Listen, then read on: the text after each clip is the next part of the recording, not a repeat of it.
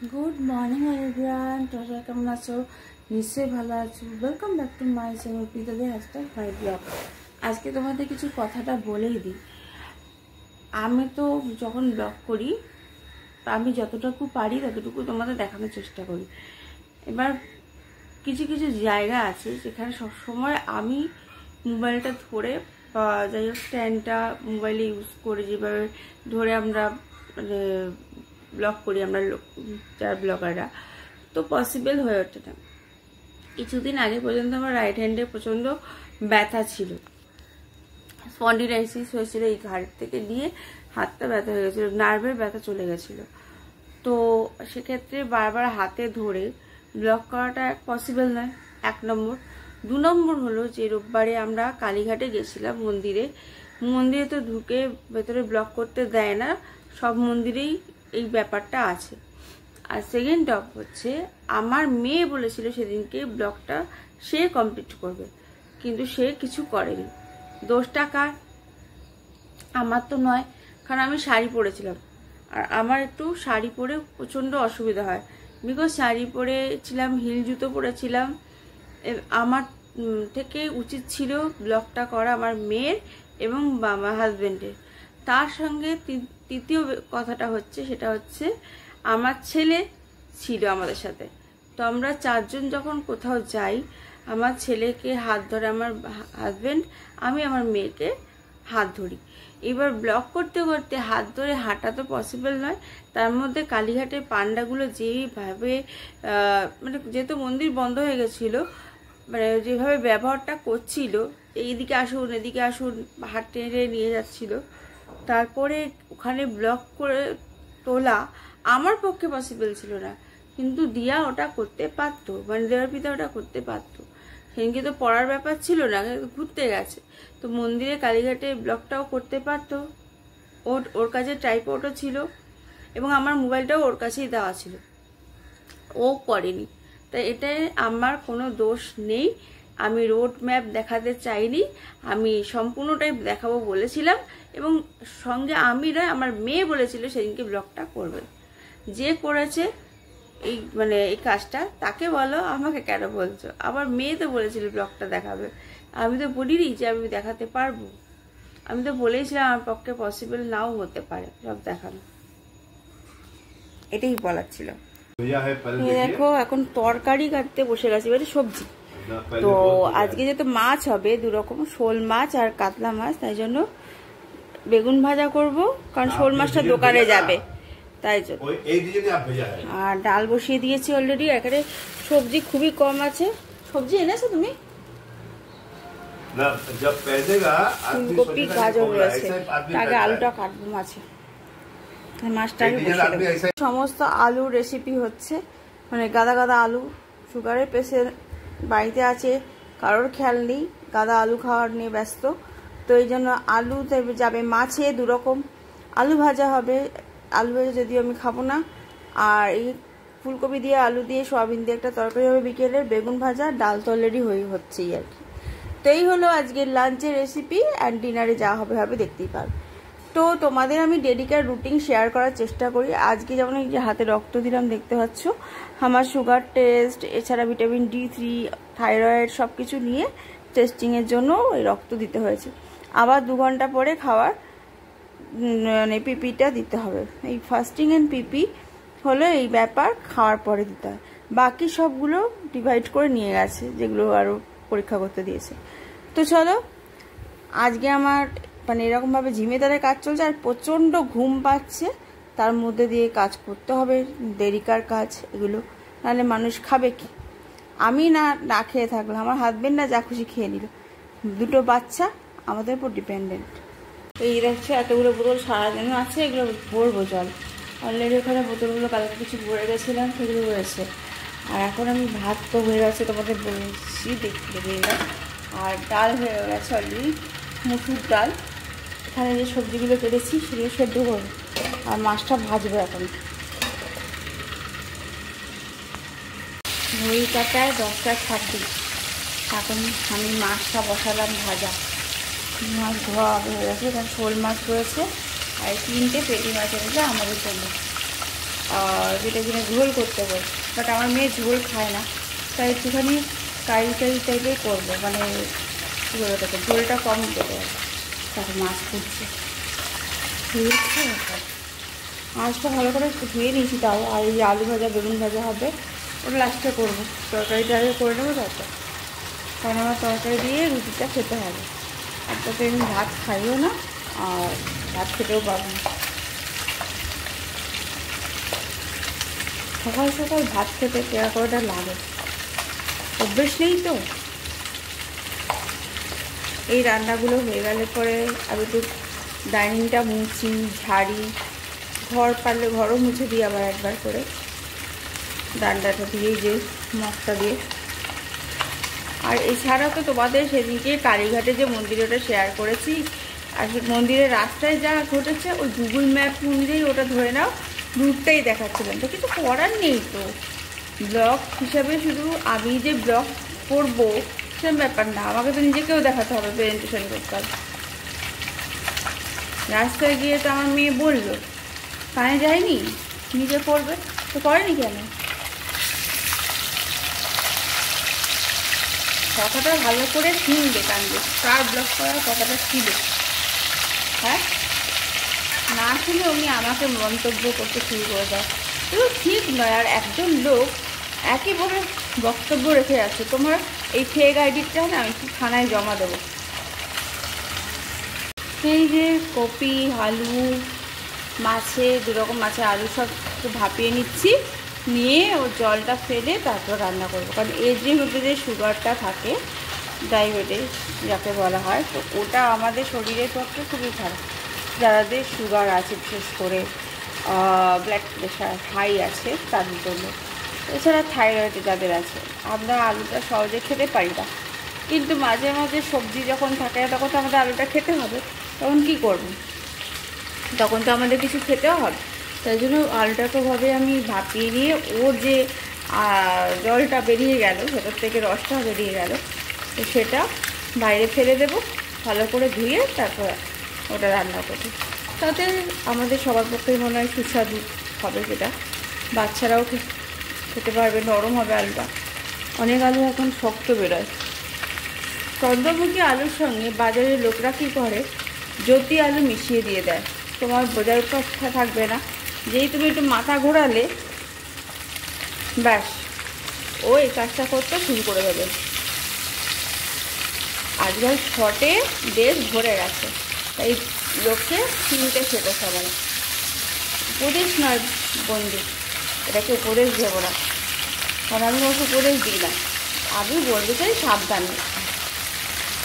দুদিন আগে আমাদের এই এলাকায় যা ঘটে গেল হিন্দু মুসলমান নিয়ে, তারপর তো আমার মনে হয় আমাদের অনেক সতর্কভাবে থাকা উচিত।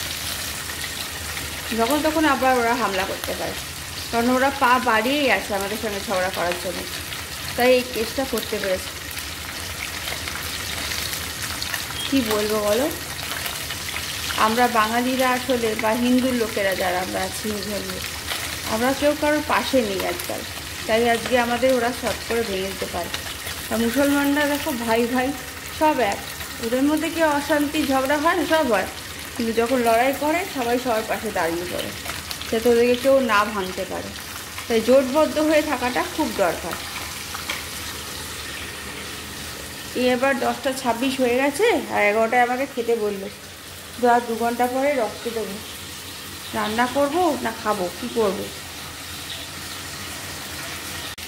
প্রত্যেকটা জিনিসে খুঁত ভাব, এটা ভালো নয়, ওটা ভালো নয়।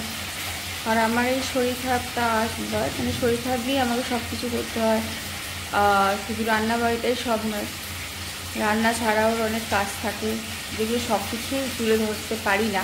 মানে একা মোবাইল ধরে কাজ করা এক হাতে, সারাদিনের নামে আবার হাজবেন্ড বাইরে চলে যাচ্ছে, এই নয় যে কাছাকাছি আছে বলে যখন তখন ছুটে চলে আসতে পারে, তারা নিজের লোকগুলোকে কাছাকাছি রেখেছে, ওর দাদা, ওর ভাগনা, তারা ওর হয়ে অনেক কাজ করে দিত, আগে করতো, এখন আর করে না অতটা, এখন আমরা নিজেরা যতটা পারি করি।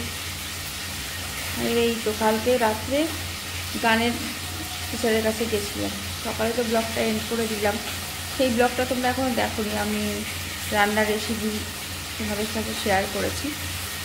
তো বাচ্চাদের কী করে জলদি খাবারটা করে দেওয়া যায় কম টাইমের মধ্যে। তো এরকম অনেক রেসিপি আরও নতুন আসবে, আরও নতুন নতুন ব্লগ আসতে চলেছে, নিউ আপডেট আসতে চলেছে। তোমরা হয়তো ভাববে যে উল্টোপাল্টা কিছু না, উল্টোপাল্টা কিছু নয়। বিশেষ করে কোনো অকেশান টাইপ অফ বিয়ে বাড়ি, যেমন ধরো অন্নপ্রাশন, এরকম এখন তো নভেম্বর ডিসেম্বর পড়লেই এখন এগুলোই হবে। এছাড়া আমাদের বাড়িতে পিঠে পুলি সবই হয়ে থাকে। যখন যা অনুষ্ঠান হয় সবই আমি যতটা পারি শেয়ার করি। দেখো সব কিছু কিন্তু ওভারঅল টোটালটা শেয়ার করা আমার পক্ষে হয় না, কারণ আমাকে তো অন্য কাজও করতে হয়। তো একটা জিনিস নিয়ে আমি বসে থাকি না। তো এবার আমার সঙ্গে যারা আছে, আমার মেয়ে যারা এডিটিং নিয়ে এত কথা বলে বা তোমাদের সঙ্গে এত কথা বলেছে, সে তো সেদিনকে ব্লগটা করবে বলেছিল, করেনি, ছেড়ে দাও। এছাড়াও ও নিজের পড়াশোনাতে প্রথম গাফিলতি দিচ্ছে, মানে বুঝিয়ে উঠতে পারি না ওকে কি করে আর বোঝাবো। অনেক বুঝিয়েছি যে দেখ মা, কটা বছর তো ক্লাসটা উঠতে যা, তারপর কলেজে যখন যাবি তোর নিজস্ব চয়েসে তুই নিজের সাবজেক্টটা পড়িস, কিন্তু এখন যেটা করছিস সেটা তো ভালো করে পড়। এখন সব সাবজেক্টেই থাকবে, সেই 12 অবধি বলতে গেলে বা 10 অবধি, যাই হোক। সব পড়াশোনাটা যদি পড়াশোনার মতো না করে, আমি যদি দেখি যে না আমার মেয়ে ঠিক পড়ছে না, আমি তো বুঝতে পারছি, নাম্বার কথা বলার আগেই আমি বুঝে যাই যে কী হবে না হবে। কারণ আমরা তো নিজেরা যখন পড়েছি, বাংলা মিডিয়ামে পড়ি আর যেই মিডিয়ামেই পড়ি, আমরা জানি পড়াশোনার কত খাটনি। এখন যেমন এইসব কাজের পেছনে খাটতে হচ্ছে, তখন একভাবে পড়াশোনার জন্য ফেলেছি।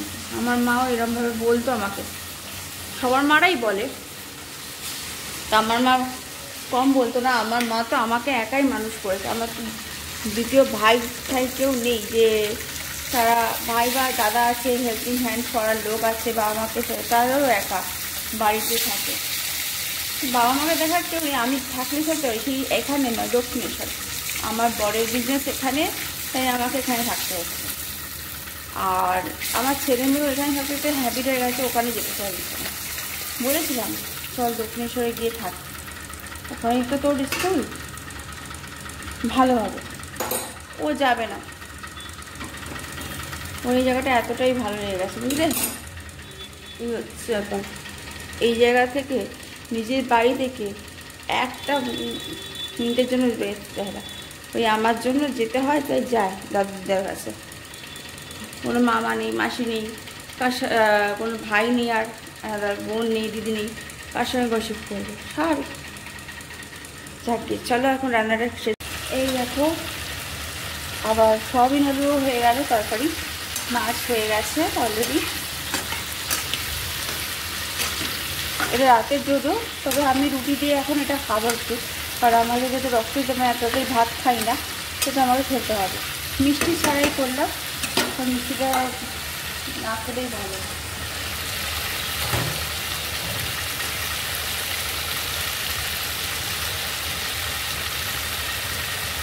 একটু জল দিয়ে দেবো, এটা কষা কষা হলে ভালো লাগে আর কি, তাই জন্য। তরকারি হয়ে গেলে শুধু ভাজাটা বাকি রইল।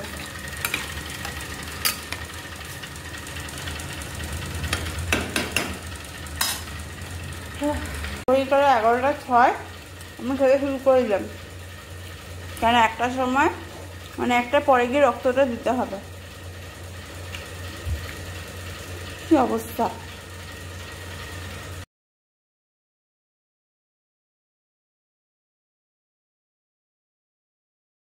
এগুলো পরপর তোমাদের তারপরে ছেড়েছি, আর ব্লগের তো কিছুটা অংশ দিয়ে দিয়েছি, ফার্স্টে দেখে নিলে। এই শাড়িগুলো তোমরা রিজনেবল প্রাইসের মধ্যে পেয়ে যাবে, পিওর বালুচুরি স্বর্ণচুরি শাড়িও রয়েছে। দেখো এখন আমাদের ডিনারে রয়েছে, সারাদিনে আর ব্লগ করিনি, কারণ শরীর ভালো ছিল না অতটা, কারণ দুবার রক্ত দিতে হয়েছে। রুটি তরকারি খেলাম, তারপরে ভাত একটু খেয়েছি ছেলে মেয়ে আসার পরে। তো এ দেখছো ডিমের পোস্টটা করেছি আমি, একসঙ্গে 4টে ডিম করেছি পোস্টটা, এবার এরমভাবে ডিভাইড করেছি। তো একটুখানি মানে বেরিয়ে গেছে, এটাকে কি বলে, হলুদ থেকে কি বলে এটা, বলে না ইয়গ, হ্যাঁ ইয়গটা একটু বেরিয়ে গেছে। তো আমরা ডিভাইড করে নিয়েছি 4 জনের জন্য, কিন্তু কোনো লোককে দিতে গেলে কিন্তু প্রপার ওয়েতে তোমাকে সুন্দর করে করতে হবে। আর কড়াইটা যেন একটা সরানো টাইপের হয়, তাহলে তুমি এই পোস্টটা করে ঠিকভাবে এভাবে পিস পিস করে তুমি দিতে পারবে। আর এখানে রয়েছে ওদের ভাত, আমি ভাত খাবো না, আমি পাউরুটি দিয়ে খাবো, মানে ব্রেড দিয়ে। আর এই হচ্ছে মাছও রয়েছে একটা, ফুলকপি আলু সয়াবিন দিয়ে, যেটা সকালে খেয়েছি তরকারিটা, সেটা বিকেলের জন্যই করেছিলাম। এখানে রয়েছে আলু ভাজা সকালে, আর ডাল রয়েছে, এটা কিন্তু মুগ ডাল নয়, মুসুর ডাল। আর আমি আমার ব্রেডটা নিয়ে আসছি, আমাদের খাওয়া হয়ে গেছে। অ্যান্ড আমি এখন গুড নাইট বলার জন্য হচ্ছে, আর এখন মাখবো আছে এই লোশনটা,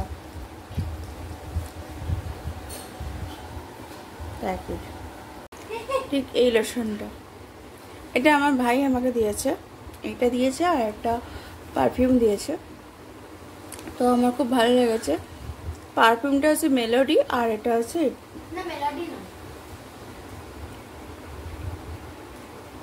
moisturising lotion body milk almond oil.